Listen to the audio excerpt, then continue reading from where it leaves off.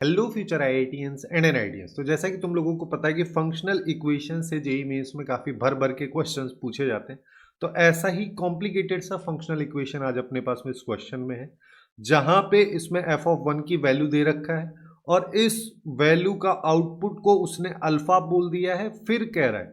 कि अगर उस अल्फा के सम ऑफ डिजिट्स की वैल्यू बीटा है तो इस ग्रेटेस्ट इंटीजर फंक्शन की वैल्यू बतानी। यानी कि अल्टीमेटली निकालना अपने को अल्फा है, फिर बीटा तो काफी आसानी से आ ही जाएगा। तो होता क्या था कि पहले 2-3 साल पहले स्टैंडर्ड जो फंक्शनल इक्वेशन थी उनके बेसिस पे काफी सारे क्वेश्चंस बनते थे, जो जनरली 4-5 आप अपने जब फंक्शन वाला चैप्टर पढ़ते हैं तब पढ़ते हैं इन सबको, ठीक है। लेकिन अभी पिछले 2-3 साल में क्या ट्रेंड सेट हो रहा है कि जैसा जनरली जेईई एडवांस में किया जाता है कि वो अपने हिसाब से कोई भी एक फंक्शनल इक्वेशन दे देता है, फिर उसको सॉल्व कराता है। ऐसा ही कुछ जेईई मेंस में भी हो रहा है और उसी टाइप का अपने पास में एक क्वेश्चन है, ठीक है। तो इस क्वेश्चन को सॉल्व करने के लिए देखो कई सारी अप्रोच हो सकते हैं, जिसमें एक सबसे कॉमन अप्रोच जो है जो ज़्यादातर स्टूडेंट्स लगाते हैं वो यहाँ पे क्या करते हैं कि वैल्यूज़ को पुट कर देते हैं। लेकिन उसकी बजाय मैं उस मेथड से तुम लोगों को नहीं बताऊंगा, मैं यहाँ पे बताऊंगा कि कैसे हम बेसिक तरीके से भी एफ एक्स फंक्शन तक पहुंच सकते हैं। अल्टीमेटली अगर एफ एक्स फंक्शन निकल गया तो ये आउटपुट तो निकल ही जाना है। तो जिसके लिए हम यहाँ पे क्या कर सकते हैं कि सिंस अपने को ये दे रखा है तो अपने को यहाँ पे देखो ये वाली जो वैल्यू है इसमें क्लियरली दिख रहा है कि इसको अपन x plus one into x minus one में स्प्लिट कर सकते हैं। दूसरी चीज ऐसा करने का फायदा अपने को ये है कि यहाँ पे और यहाँ पे ये दोनों फैक्टर इसके दिख रहे हैं, दोनों अलग अलग साइन के साथ है। तो अगर मैं इस पूरी इक्वेशन को इससे डिवाइड कर दूं तो अपने पास में यहाँ पे क्या बचेगा, f of x plus y हो जाएगा। यहाँ पे डिनोमिनेटर में एक्स प्लस वाई आ जाएगा, फिर यहाँ पे माइनस आएगा, यहाँ एक्स माइनस वाई आ जाएगा, ये एक्स माइनस वाई आ गया, यहाँ पे 4xy आ जाएगा। बेसिकली हम यहाँ पे इसको एक सिंगल फंक्शन के रूप में कन्वर्ट करने की कोशिश कर रहे हैं, जिसके लिए अपन यहाँ पे क्या कर सकते हैं, ये जो 4xy है मैं चाहूँ तो इसको ऐसा भी लिख सकता हूँ कि x प्लस वाई का whole square minus x minus y का होल स्क्वायर। जिससे फायदा अपने को क्या होगा कि x प्लस वाई वाली टर्म्स को एक साथ कर दो और x माइनस वाई वाली टर्म्स को एक साथ कर दो। तो अल्टीमेटली हमारे पास में ये तो x प्लस वाई हो गया, यहाँ पे भी x प्लस वाई आ जाएगा,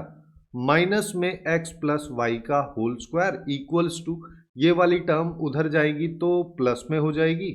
और यहाँ पे फिर से x माइनस वाई का होल स्क्वायर। तो एक्चुअल में अपने को ये फंक्शन कुछ ऐसा दिख रहा है कि हमारे पास में एक वैल्यू है x प्लस वाई, जिसको मैं बोल देता हूँ t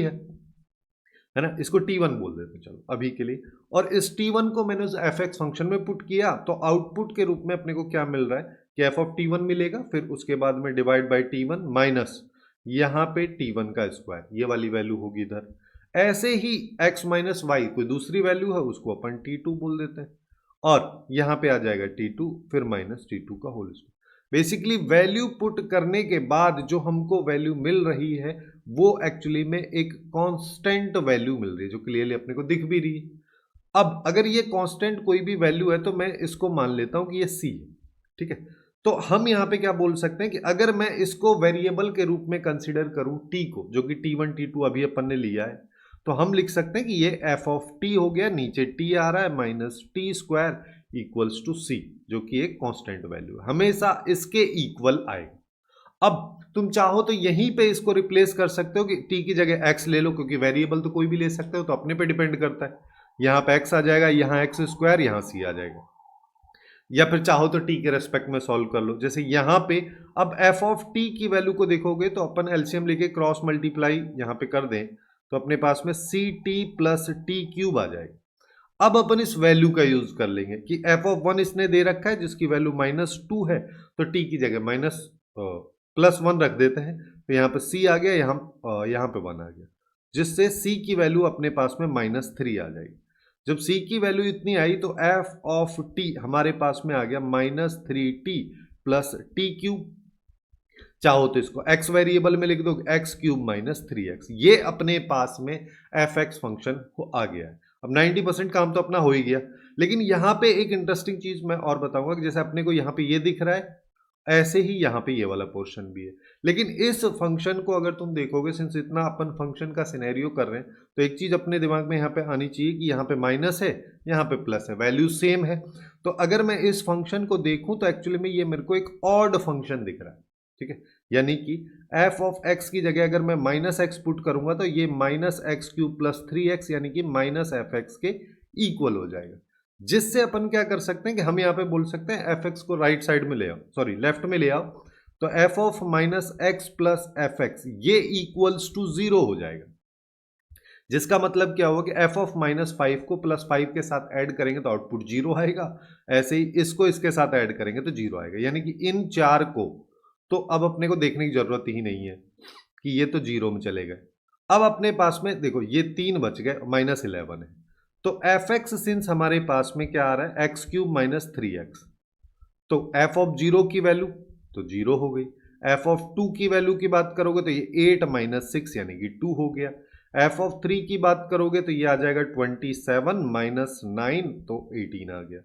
तीनों का सम अगर अपन करेंगे तो ये हो गया 20, जिसमें से क्वेश्चन के अकॉर्डिंग 11 सब्ट्रैक्ट करना है तो बच गया 9।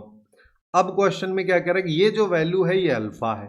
तो अल्फा की वैल्यू 9 आ गई, जिसके डिजिट एक ही है, तो बीटा की वैल्यू जो होगी जो कि एक्चुअली में इसके सम ऑफ डिजिट्स है तो वो भी वैल्यू 9 ही होगी, तो अल्फा और बीटा दोनों सेम यहाँ पे हो गए, तो अपन यहाँ पे ऊपर लिख सकते हैं कि 4 इंटू 9 डिवाइड बाई 5 का ग्रेटेस्ट इंटीजर फंक्शन, तो ये आ गया 36, ये 5 आ गया, तो अपने पास में यहाँ पे 7 इस क्वेश्चन का करेक्ट इंटीजर टाइप आंसर आ जाएगा। ऐसे ही और क्वेश्चन जो जेईई मेंस 2026 के लिए इंपॉर्टेंट है वो लेफ्ट वाली प्लेलिस्ट में आपको मिल जाएंगे, कई सारे चैप्टर वाइज भी हैं, तो वहाँ जाके आप लोग चेकआउट कर सकते हैं।